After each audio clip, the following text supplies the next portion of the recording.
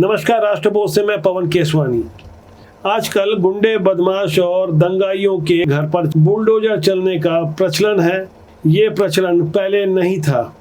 अभी तीस्ता सीतलवार की जब गिरफ्तारी हुई उसके बाद दो और ऐसी खबरें आई जो यह कहने को मजबूर कर गई कि वाकई मेरा देश बदल रहा है। मोहम्मद जुबैर की गिरफ्तारी हुई और एजेंडा पत्रकारिता करने वाली राणा अय्यूब का अकाउंट ट्विटर ने बैन कर दिया है। ये खबरें आपस में इस कदर जुड़ी हुई थी, एक के बाद एक खबर आई।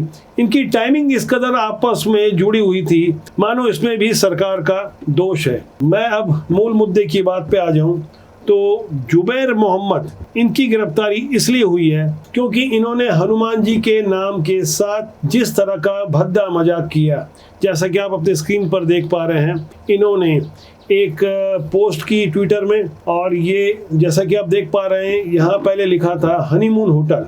अब हनीमून होटल को इन्होंने हनुमान होटल के रूप में प्रस्तुत किया और बताया कि 2014 के पहले इसका नाम हनीमून होटल था और अब हनुमान होटल है।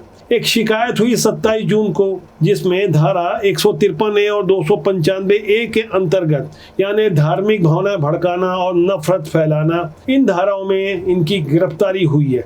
हालांकि इसके पहले भी 2020 के एक मामले में ये हाई कोर्ट से स्टे लगने के कारण गिरफ्तारी से बचे हुए थे। मोहम्मद जुबैर वही व्यक्ति हैं जो कि आल्ट न्यूज नामक एक वेबसाइट चलाते हैं जो दावा करती है कि हम फैक्ट चेक करते हैं, और नुपुर शर्मा के साथ भी इन्होंने कुछ इस तरह का प्रस्तुत किया कि अंतर्राष्ट्रीय स्तर पर न केवल भारत की बदनामी हुई बल्कि भारत में दंगा प्रायोजित कराने के लिए यही व्यक्ति सूत्रधार था। जैसा कि तीस्ता सीतलवाड़ के ऊपर आरोप लगे, सर्वोच्च न्यायालय ने, सुप्रीम कोर्ट ने मान लिया कि फर्जीवाड़ा हुआ, गलत तरीके से एक के बाद एक खबर प्लान करवाई गई और तीस्ता सीतलवाड़ उसकी सूत्रधार थी। ये पत्रकारिता को मैनेज करने वाला जो खेल है जिससे भारत की छवि को खराब किया जाए और अपने हितों के लिए भारत में दंगा भड़काने का काम किया जाए। तीस्ता सीतलवाड़ भी गुजरात दंगों के आड़ में समूचे भारत में नफरत का बीज बो रही थी, और अभी मोहम्मद जुबैर ने जो किया उनके पक्ष में, जैसा कि अनुमान था, ओवैसी का बयान भी आ गया।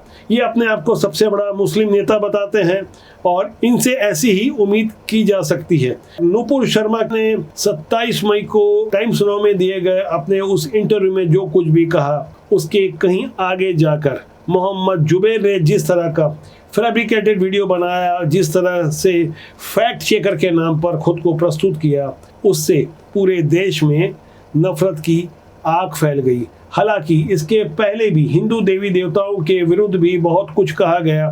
मकबूल फिदा हुसैन ने हिंदू देवी देवताओं की अश्लील और नग्न चित्र बनाई थी। इसके बाद उनका स्वाभाविक विरोध हुआ, लेकिन देश भर में कहीं दंगे नहीं भड़के, जैसे कि अभी बेवजह लोग सड़क पर उतरकर भारत की संपत्ति को नुकसान पहुंचा रहे थे।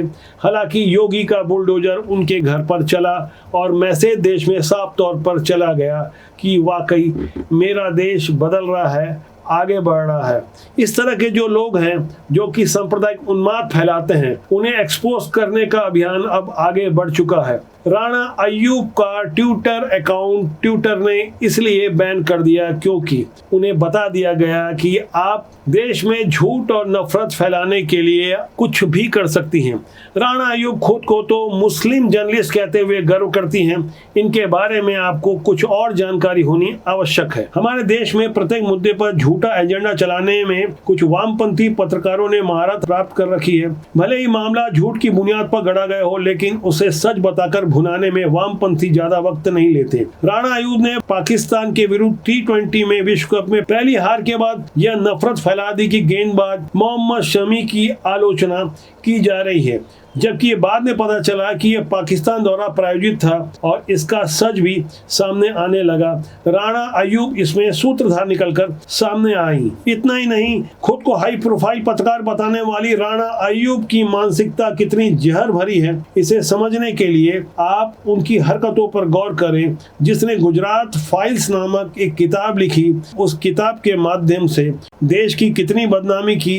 हालांकि गुजरात के मामले में सुप्रीम कोर्ट ने मोदी सहित 63 लोगों को क्लीन चिट दे दी है। वामपंथी खेमे के बड़े पत्रकारों में से एक राणा अय्यूब हर बात गलत वजहों और देश विरोधी प्रोपेगेंडा चलाने के लिए कुख्यात रही हैं। इन सब में वह सबसे ज्यादा ट्विटर का इस्तेमाल करती थी। इसी सोशल मीडिया प्लेटफॉर्म के जरिए वे देश का माहौल खराब करने और देश की छवि गलत तरीके से पेश करने की कोशिश ज्यादा करती रही है।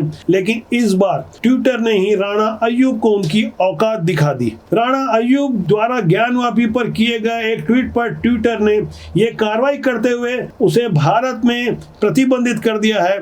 इस ट्वीट के खिलाफ सोशल मीडिया साइट को लेकर भारत सरकार ने कार्रवाई करने को कहा था। उस पर ट्वीट में राणा अय्यूब ने सरकार से लेकर जुडिशरी सिस्टम और देश के लोकतंत्र पर सवाल उठाए थे, क्योंकि कोर्ट ने ज्ञानव्यापी के ASI सर्वे की अनुमति दी है। दरअसल खुद को बहुत बड़ी पत्रकार बताने वाली राणा अय्यूब को भारत में उसी की प्रो इस्लाम पत्रकारिता की वजह से देश के हिंदू अच्छी तरह से जान चुके हैं। देश के खिलाफ जहरीली मानसिकता और नैरेटिव सेट करने वाली फर्जी खबरों और आतंकियों के समर्थन वाली ट्वीट को लेकर उन्हें आए दिन आलोचनाओं का सामना करना पड़ता रहा है। लेकिन इस बार थोड़े देर के लिए सही राणा अय्यूब और उसके अपने वामपंथी मानसिकता वाले लोगों को झटपटाहट महसूस हो रही होगी। अब ट्विटर के माध्यम से राणा अय्यूब भारत के विरुद्ध जहर नहीं बो पाएंगी। राणा अय्यूब ने पिछले दिनों हिजाब वाले मामले पर BBC को दिए गए अपने इंटरव्यू में प्रदर्शनकारियों को हिंदू आतंकवादी बताया था। उसके विरुद्ध भी 295A का मामला मुकदमा दर्ज हुआ है। IT ने उनके अकाउंट को सीज कर दिया है। 1,77,00,000 की रकम सीज कर दी गई है। ये इतनी बड़ी रकम राणा अय्यूब को कहां से मिलती है, यह भी सबको अच्छी तरह से मालूम है कि देश विरोधी ताकतें किस तरह से टूल किट लेकर काम करती हैं। राणा अय्यूब ने कोरोना काल में गंगा किनारे लाशों की तस्वीरों को लेकर और भारतीय सेना को नीचा दिखाने के लिए क्या कुछ नहीं किया। ऐसी मानसिकता के लोग हमारे बीच अभी भी पल बढ़ रहे हैं। तीस्ता सितलवाड़ हो, मोहम्मद जुबैर हो या राणा अय्यूब, इस तरह की सेलेक्टिव पत्रकारिता करने वाले लोग न केवल देश के विरुद्ध काम करते हैं बल्कि वे मानवता के दुश्मन हैं। ऐसे लोगों को पहचानना बहुत आवश्यक है। सोशल मीडिया के सशक्त माध्यम का दुरुपयोग करने वाले ऐसे लोग एक्सपोज होना जरूरी है। न तो भारत के कानून को मानते हैं और न ही भारत के कानून का सम्मान करते हैं। फर्जीवाड़ा और प्रोपेगेंडा फैलाते हुए वे भारत में नफरत के बीज बोते हैं। आपने देखा होगा नुपुर शर्मा के बयान के बाद किस तरह से देश में नफरत का बीज बोया गया। 13 जून की आउटलुक पत्रिका में भी जिस तरह से दुर्गा माता और काली माता का चित्र प्रस्तुत किया गया, उसके विरुद्ध हमारी ओर से शिकायत प्रस्तुत की गई। पेज नंबर 25 और पेज नंबर 35 में ये इतने अश्लील चित्र प्रस्तुत किए गए कि हम ऑन कैमरा आपको दिखा नहीं सकते। भिलाई के सेक्टर 6 कोतवाली थाने में मैं खुद शिकायतकर्ता बनकर सारी बातों को मैंने रखा, लेकिन अभी तक पुलिस की ओर से न तो कोई साक्ष्य लिया गया और न ही कोई कार्रवाई करने की मंशा जताई जा रही है। आखिरकार हमने तय कर लिया है, हम न्यायालय के माध्यम से अपनी बात रखेंगे। यहाँ कोई दंगा नहीं भड़केगा, यहाँ कोई उस तरीके से देश के विरुद्ध काम नहीं होगा, न संपत्तियों को जलाया जाएगा। यह देश हमारा है और राष्ट्रबोध का सूत्र वाक्य है, राष्ट्रहित सर्वोपरि। यदि आप भी चाहते हैं कि जन भावनाओं का सम्मान हो, देश तरक्की करे, राष्ट्रबोध को कृपया सब्सक्राइब करें। कमेंट बॉक्स पे जाके अपना मार्गदर्शन देंगे तो और ज्यादा बेहतर प्रस्तुति हम दे पाएंगे। नमस्कार।